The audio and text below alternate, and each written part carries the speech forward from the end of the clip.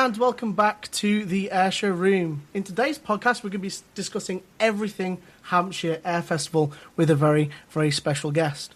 My name is Dan, and joining me are my two co-hosts, Chloe. Hello. And Harry.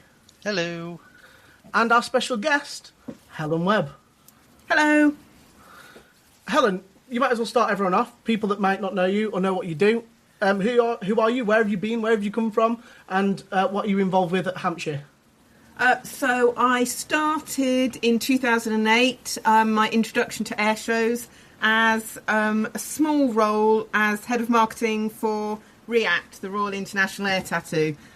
So that was a baptism of fire or flood, because in 2008, if you remember, we actually had to cancel the air tattoo. So yeah, that was certainly an interesting beginning. And from then, continued right through until the two COVID cancellation shows, and did the virtual air tattoo.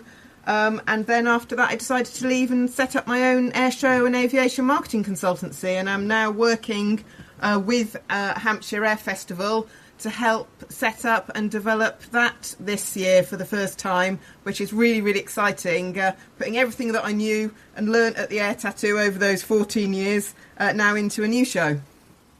Yeah, well, we discussed it on our last episode, and from what we heard of the two acts that have obviously been announced so far, and I'm sure you're going to tell us potentially another one that may be announced later in this episode, it looks really, really good. So for people that haven't heard of Hampshire then, and Hampshire Air Festival, what is Hampshire Air Festival and how did that show sort of come about? Yes, so Hampshire Air Festival is a new show taking place at Thruxton Circuit and Aerodrome, it's just really on the border of Hampshire, Wiltshire, and Berkshire, so it's really well located for people to get to. And I think Thruxton has been kind of known much more as a sort of car racing circuit, bikes as well, motorbikes over the last sort of few years. But the new owners wanted to have more of a sort of aviation element back there, and that's how we got involved. And originally, Hampshire Air Festival has kind of come from the Victory show, Leon the Solent at Daedalus Airport down there, and that was a sort of great event, much more sort of Victory 1940s on the ground reenactors, and then grew over the three shows there. First of all, sort of a couple of aircraft, then a few more, and then last September, quite a big air display element. But it kind of outgrew that sort of location and what the sort of local council, because it was originally sort of more of a sort of community type of event, what they wanted. So just all things happened together, and it's now found sort of a new home and a new guise as Hampshire Air Festival. Brilliant. Yeah, we were all of us were at Victory show last year and saw that air display. Harry does reenactment, so he was there with his group, and then me and Chloe both went to go and see Harry and then see everything there. Yeah, so that's kind of the sort of where it's come from, and that kind of really didn't start as an air show, but developed. And I think now it's yes, we are still going to have reenactors. So, Harry, if you want to be involved, that would be great. But also just developing the air element as well. And I think Thruxton Aerodrome allows us to do that. So there'll be sort of some of the people that were involved. So Jonathan, who runs Montserrat Events, he is still running from event organiser. You've still got Barney, who's the FDD, very experienced. He's still doing the air element. And then in terms of a commentator, we've got good old George Bacon, Smokey Bacon, who is so experienced, and obviously I worked with for such a long time at the Air Tattoo as well. So, and then there's me. So although it's a new show, it's really not a new sort of team, and we kind of know what we're doing in terms of delivering the best sort of customer experience and what people want from an air show. Okay, lovely. A question from me. What was the idea behind the choice of theme for Hampshire, and how do you intend to showcase it over the weekend of the show? Yeah, so the theme is sort of the age of flight, and really we wanted to sort of go from very early days. So one of our first sort of announcements was the Great War Display Team. So we've got that.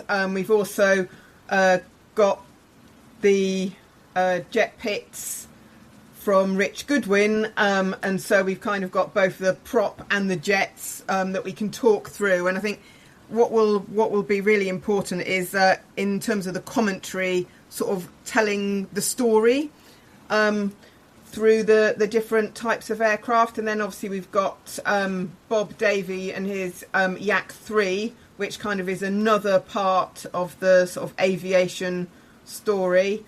And then on our Saturday night event, which we're having an evening a night display, which is again quite unusual, but being in September it does actually get dark, so we'll have sort of pyro aerobatics, and then we'll be going into sort of light show and the drone display, and we've got Drone Swarm. We'll be providing the drone sort of display to music, and finishing up with some fireworks. So we're going right from early days, and obviously if we can get it, a glider, because then we're sort of showcasing a really easy way to get into aviation if you wanted to fly, and also, like, before we had powered aircraft, we had gliders, and so that's kind of like the very early part of the story. So that would be sort of ideal as well. Obviously, if we can get a fast jet or some sort of jets at the sort of like cutting edge, that would be brilliant. But as in our first year, you never know what you're actually going to be able to get. So that's sort of the ambition of telling the age of flight, 120 odd years now, throughout the different displays that we've got. I think I mentioned it on the last podcast. Said the two that you'd announced when we recorded it was the Great War Display Team and Rich Goodwin and his jet pits. I'm like, the two contrasts there are absolutely like the modern cutting edge of like attaching jets to pits and then having the old biplanes from the Great War Display Teams. That's quite cool. Yes, yeah, and then obviously the Yak, again, that's a really good display and something different. And then what we haven't yet announced to the public, by the time this goes out, we've also got Spitfire from Spitfires.com, because it's the 90th anniversary of the Spitfire, so we want to obviously tell that story as well.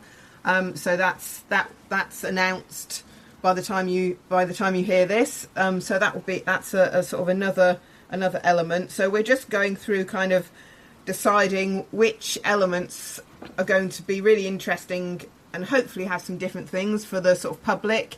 But if you are someone that is kind of new to air shows and doesn't really understand, the commentary will take you through the story as well, which I think sometimes it's sort of assumed that everyone understands what these aircraft are and where their place in history and the history of flight is.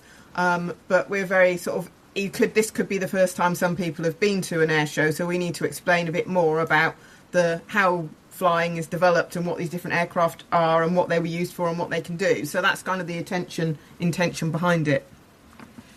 Yeah, that's brilliant. If you can tell us, what's your favourite aircraft that the show has managed to secure? Well, there will be others that I can't obviously mention yet. Yeah. And they're all really good. And when you hear a Spitfire, I mean, quite often go to Kemble when I hear that the Spitfire is going to be there doing its passenger flights, just so I can sit and have my cup of tea and listen to it, because I'm that sad. You would have thought that this is being my job. It's also my life as well. So, but Nothing beats a Merlin. Nothing beats a Merlin. Exactly. And also, I live at the end of RAF Fairford, so I often hear the U2 taking off and see it coming into land. And again, that never gets old. Unfortunately, I don't think we're going to be able to secure a U2 for Hampshire this year. But that would be amazing. But I do have a soft spot for Rich Goodwin in the jet pit, just because I worked with him, and I was at Gloucestershire Airport as their sort of part-time head of marketing for a while. So with Rich being based there, and working with him for a bit to secure some sponsorship and do some marketing, I do think that is a phenomenal aircraft, what he's done to it with his engineers as well, and also the display. I think the last time that I saw it was, where was it? I think it was out in Sannicole, and that was just amazing. So yeah, I do have a soft spot for the jet pits. Brilliant. So what makes Hampshire Air Show different from other air shows? Well, I think, as I mentioned, it has got kind of like an experienced both event and air show team behind it. So kind of we recognise the things, and I certainly do, like, do not play really loud music whilst the Spitfire is flying because you want to hear its engine. So some of those sort of like nuances, and it's same like putting things out on social media. It's just like, don't cover the sound of the aircraft with some drum and bass. Which you do see, I mean, and it's great, but you kind of think, what does your audience actually want? Yeah. I think I'm literally having the time of my life designing my best air show, looking at the list and who can we actually get there, obviously within our budget, but who can we get there that's going to be a bit different, and what display can they give us, and sort of, and the way that the airfield is orientated, where can we put people and have the sort of the display line so that it can be sort of to best effect really for those viewing. But I think the Saturday night, the sort of the evening display with the pyros, the drones. So the sort of the day leading into the evening, I think, is going to be something a bit different for people. And yeah, just being really specific about what we want to achieve with the aircraft and telling the story, not just having whatever someone says, oh, you can have this for a certain amount of money, and saying, oh yes, that'll be good, thanks. So I think that's kind of really important, that we're being really kind of selective in what we have. Well, I think what you've said with the just sort of going through the timeline of aviation with the sort of the commentary again is something that from what I've been to is not necessarily the same at other air shows. You know, if you're going to be having that sort of story of where we've come from to where we are now, the sort of different roles these aircraft have played, I think that also sort of is going to be the sort of like almost a living history lesson in a sense, isn't it? So that's also really, really cool. I think that also makes you stand out as well. Linking back to earlier comments regarding the nighttime show, can you give us an idea of what the nighttime segment of the show will be like? We haven't announced the acts yet, so I can't really sort of. Perhaps we'll have to have another catch up when we've got more of that defined. But yeah, so it will be sort of twilight, some aircraft, and we've got something in mind. That, like, when the sun reflects, and if you can see an afterburner or something, those things would look really good. And then going into some of the displays that have got sort of pyrotechnics and lights as part of the displays, and then going through to sort of a light show, the drone swarm, and choreographing sort of like aircraft as part of the drone swarm as well. I mean, they do a great Spitfire. I've seen they've got a Red Arrows kind of display they do with the drones. So just sort of like carrying on the aviation theme through the drones, and then going to the sort of fireworks display. So I think it will be a fun, exciting sort of end to the day. Oh, yes, I've never been to an air show before, or never been able to get to sort of an air show with the sort of nighttime segment, and I think so far from seeing what you guys have announced and stuff, I'm like, I've got to go and get tickets now and come and see the sort of nighttime segment, and with all the sort of the evening stuff then into twilight. That just sounds like it's going to be brilliant completely. Agreed.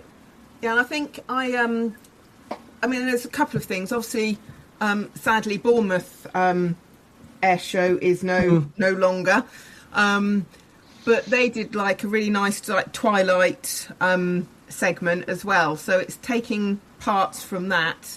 And then also when I went out to Sannicole not last year, the year before, again, their their Saturday event didn't start until 4 o'clock in the afternoon, so it was sort of like late afternoon and then evening and twilight, and then the party started at 8 o'clock after the flying display finished, which again was pretty amazing. So just like taking all of these things from air shows that we've been to between us all, and thinking, actually, how can we wrap those into a really good event that when we're seeing sort of like the best of the best. I mean, and that's why being in the middle of September works, because the sun sets early.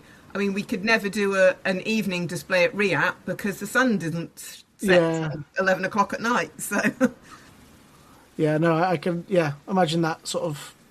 You must have at least another couple of hours off, sort of the midsummer. So yeah, having that sort of twilight and being able to keep people on site to, I guess, a reasonable time will be pretty good. Yes, yeah, that's the plan.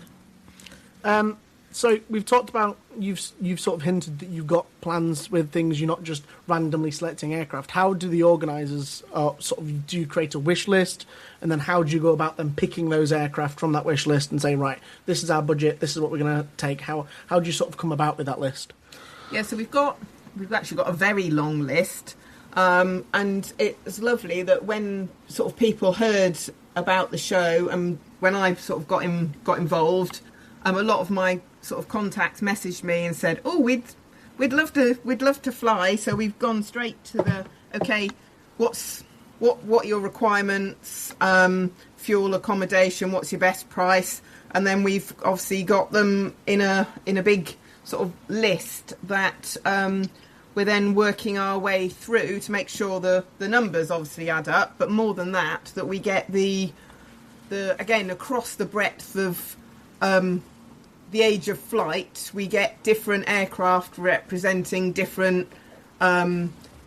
times and types of aircraft, but also if there was a particular event happening that kind of represent that sort of campaign or that sort of I'm not saying war, but that kind of part of the sort of story. So that's kind of how we're looking at it, and also we're looking at things that are different that other air shows haven't necessarily had. So yeah, I mean that's not that easy, but that's how we are doing it. Yeah, you said that obviously you're looking at accommodations and how you accommodate aircraft within the airfield. Do you plan on having aircraft based at the airfield, like sort of static flying? Yes. Is there maybe going to be a flight line walk? Maybe I don't know.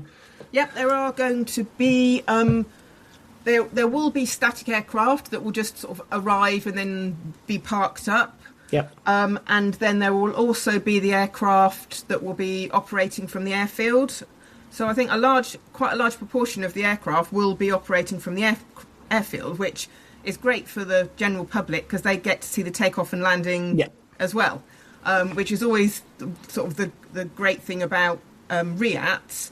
And they're not that you don't get to experience at like a seaside show, because you don't get them seeing them taking off and landing. And there's a pretty decent sized runway at Thruxton, so yeah, we're hoping quite a lot of the aircraft will be there, so people can see them in and out of the flying display. I mean, that obviously does get quite difficult to manage, but that's the challenge that we want, because we want people to be able to see the aircraft on the ground, like we had at Victory Show. I mean, It's great when you just stood behind the Spitfire and it started up. Yeah, absolutely covered in grass. It was brilliant. Yeah, that's really cool. Are you partnering with sort of a nearby airfield then for anything that's not too big or needs more runway length to get off the ground? Not partnering as such, but there will be aircraft that will come in from there.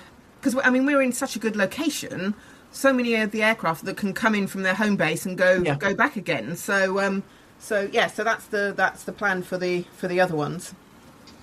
Okay. Do you, a question from me? Do you think it's important to support local air shows just as much as national/international shows? Yeah, I mean, I think the smaller sort of local regional shows are and I always thought this at the Air Tattoo, which is why I would always sort of like support them. And when particularly seaside shows and smaller shows always like asked for a bit of help and advice, why we would talk to them and say, have you thought about doing this? Have you thought about doing that? From a marketing perspective, because I think they're the feed into the larger shows. And if people didn't sort of go to a show, or even just going to like Kemble or the local airfield and see some aircraft and go, oh, actually, is there somewhere that I can go to see more? They might then go to a local show and then, oh, I really like this. Let's find a bigger show. So I think there's a space for everyone. And the smaller shows are really important to sort of get that sort of local visitor and person that might not really be, particularly young people that might not have been exposed to sort of aviation before, to get them interested in aviation potentially as a career. Oh, that's really good to hear. Following on from that, regarding like, what impact do you think that such local shows will have on communities, like especially as you said with children, like including like the next generation with STEM? Yeah, I mean, I think it's really important, not only just to sort of see aircraft and go, oh, that's really exciting, I wonder how they stay in the air, but also to have the sort of STEM exhibits, the hands-on exhibits on the ground. So we are talking to a number of people about, obviously, won't ever be anything on the scale as the sort of techno zone at RIAT, but to have some sort of hands-on activities for kids. And I'm a STEM ambassador as well, so I mean it's totally what I do. And I recently did a talk down at the Brooklands Museum for their Innovation Academy in front of 500 kids about sustainable aviation and what is happening with regard to making aviation sustainable. Because I think to some people that's a bit of a barrier, because they think, oh, it's not a good industry to go in because it's not all fluffy bunnies and it's bad for the environment. But actually, when you talk about the developments that those people could be involved in making aviation sustainable, they get much more sort of interested. So as far as I'm concerned, it actually goes hand in hand. You have to have STEM engagement at a sort of air show or aviation event, because it's absolutely key to getting that next generation of sort of aviation. And I don't mean just pilots. It's much more actually important to get more engineers and maintenance people than pilots. So it's that sort of all of the breadth of aviation jobs that and careers that are available, and that it's just a great industry to work in. Yeah, absolutely. Sort of getting those next generation into these STEM fields, whether or not it's engineering or even if it's being pilots or even part of like the people that organise these events or get involved with airfields, whatever it may be. It's definitely important to sort of get those younger generation involved, because we do need more and more people.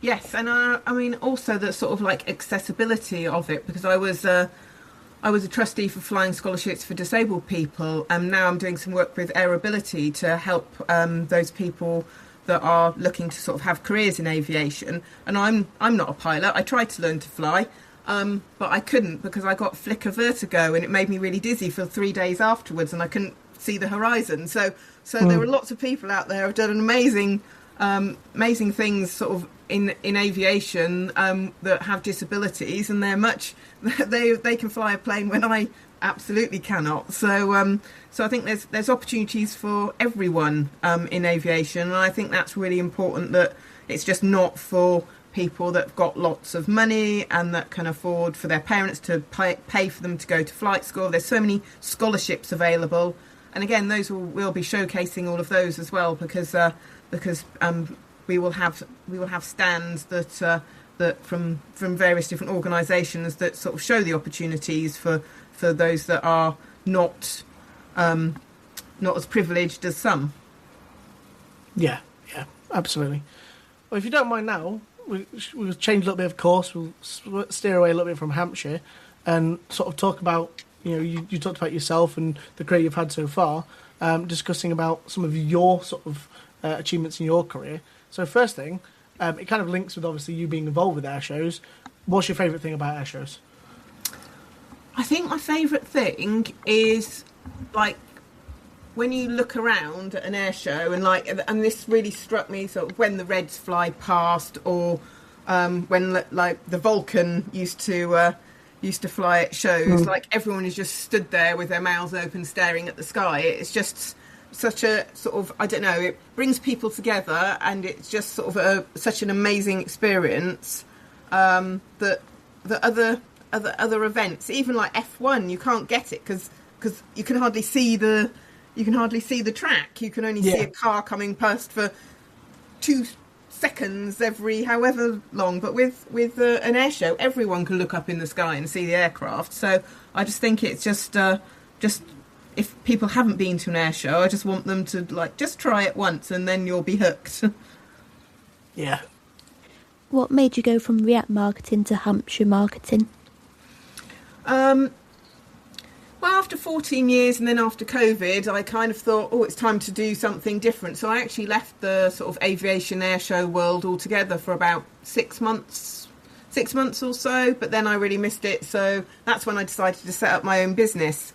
And I've worked with lots of different aviation companies. I've given lots of advice to other sort of air shows, whether they be seaside ones, and even put together a sort of consortium to try and take on the running of Bournemouth Air Show. But unfortunately, that didn't get anywhere. So I kind of have been sort of still hanging around air shows, and in my role as on the board of the European Airshow Council. And then when I met Jonathan at the Airshow Symposium last March, we started sort of chatting, and it's evolved from there. But yeah, it's I didn't leave RIAT to go to Hampshire. I left RIAT because I just wanted to do something else, but then decided actually I did like air shows. But I don't ever regret. I mean, I had my amazing time when I was at RIAT, but after 14 years, it is full on blood, sweat and tears. There's not really any let up, particularly when you add into the pot that the event also had. We did the Royal Air Force in concert tour, and particularly for 2018, we did a big gala centenary for the Royal Air Force at the Royal Albert Hall.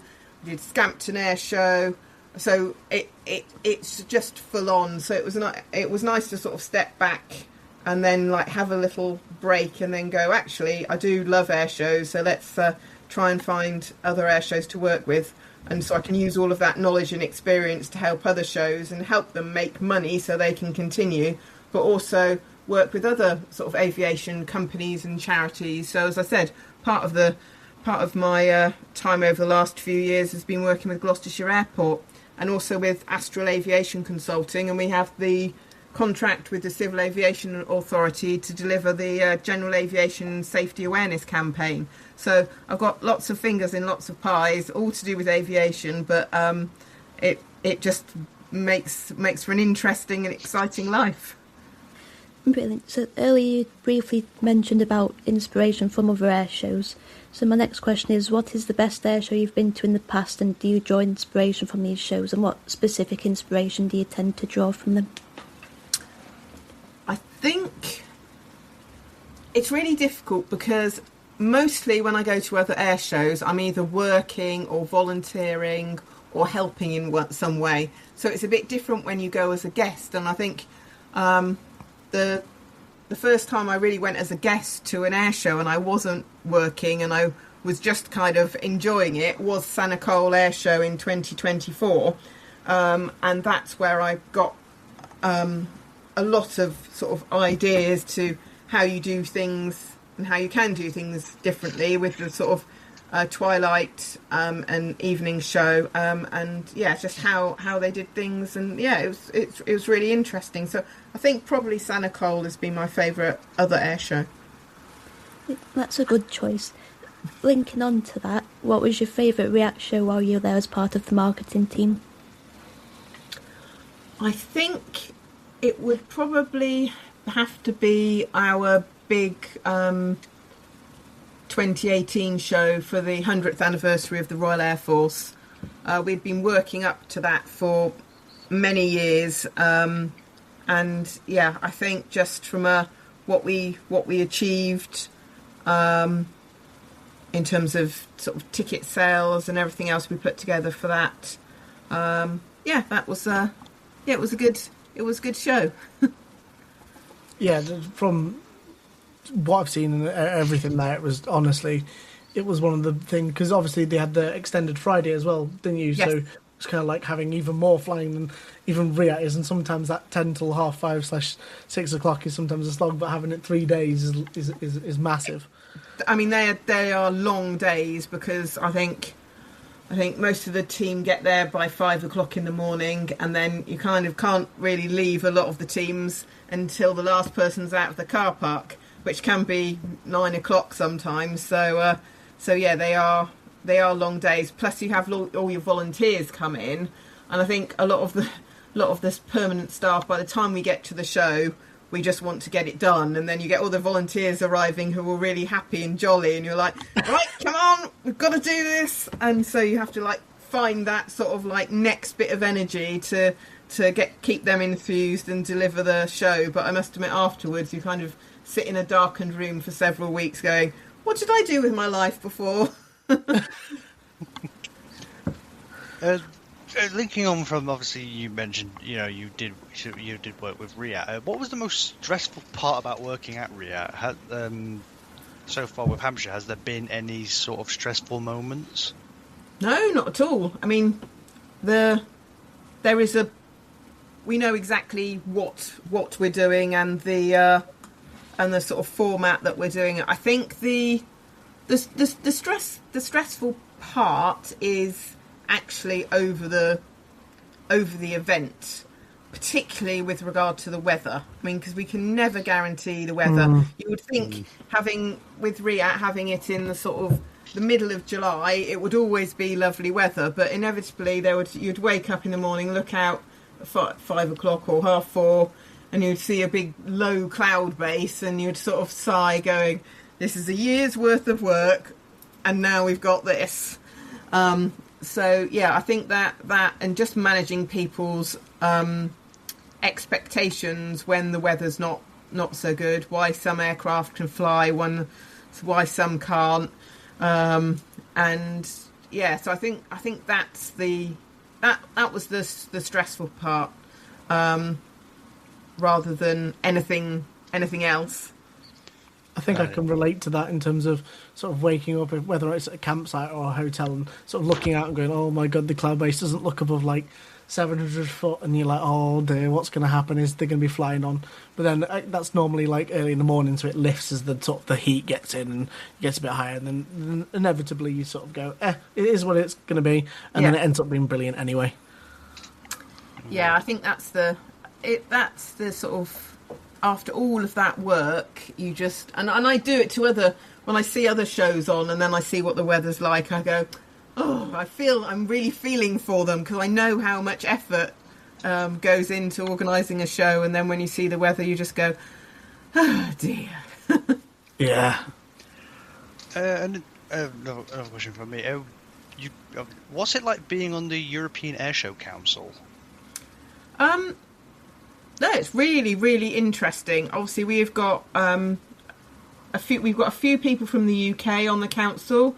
We've got Adam Collins, who's just Wing Commander Adam Collins, who's now no longer the boss of the Reds, but until about 2 weeks ago he was. And also you've got Mike Ling, who's now a sort of ex-Red 10, Red Arrows pilot, who's now with managing the Saudi Hawks. Yep. So, and then we've got people from all around the airshow circuit in Europe, and a lot of them have either been serving military, they've been the display pilots for their country, like our chair Manoli. He was the Greek F-16 pilot when he was younger, and the same with a lot of the other sort of people involved. They are really experienced, knowledgeable airshow organisers or regulators in their own country. and have been display pilots. So I kind of feel a bit intimidated. No, I don't feel intimidated at all. They probably feel intimidated by me. But yeah, no, I mean, it's mostly sort of pilots. So I just bring that more of a marketing, communications, event organizer element to proceedings, which is good because there's a good mix of people. And obviously regulations are different in different countries, in Europe slightly. So again, it's just talking about sort of like best practice. I mean, we recently issued a paper about manoeuvres towards the crowd, which obviously has been quite prevalent in a few accidents recently. So it's things like that. It's very much about sort of safety in air shows, but also how to make air shows of the future sort of current and interesting and relevant to the next generation. So there's sort of like there are many aspects to it, and we've got the annual convention is in Athens at the end of February, and it's always a really interesting event because you get you get sort of shared views, and we're all there for the same reason because we love air shows, and we want them to continue, but we have to sort of like address the important matters with regard to being commercially viable, and also being safe as the number one priority. Yeah. Sort of being on that sort of board, then you'll hear about different air shows both in the UK, Europe, etc.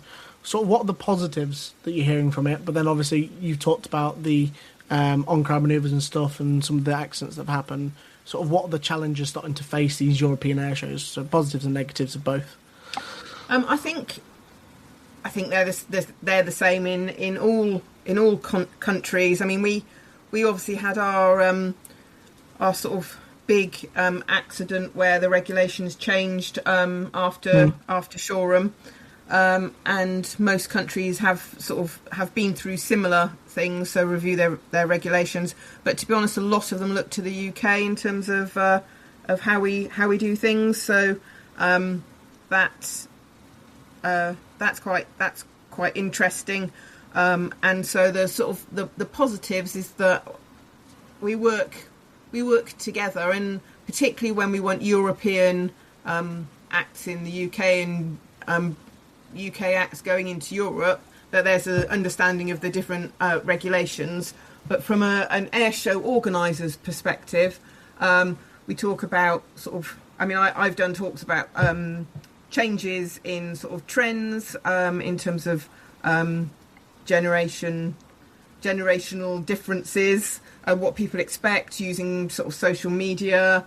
Because when I joined the Air Tattoo in 2008, there's no social media marketing, really no email marketing. It was all very sort of archaic back then. We still printed tickets and posted them. So that sort of change in marketing and ticketing for events over the last sort of 20 years has absolutely changed. And I think keeping up together and keeping up to date with those type of changes, when a lot of people come from an aviation or flying background, they're not necessarily commercially aware. So this is a place that sort of people can share all of those ideas. And it's similar when I go to speak at the International Council of Air Shows out in the States. Yep.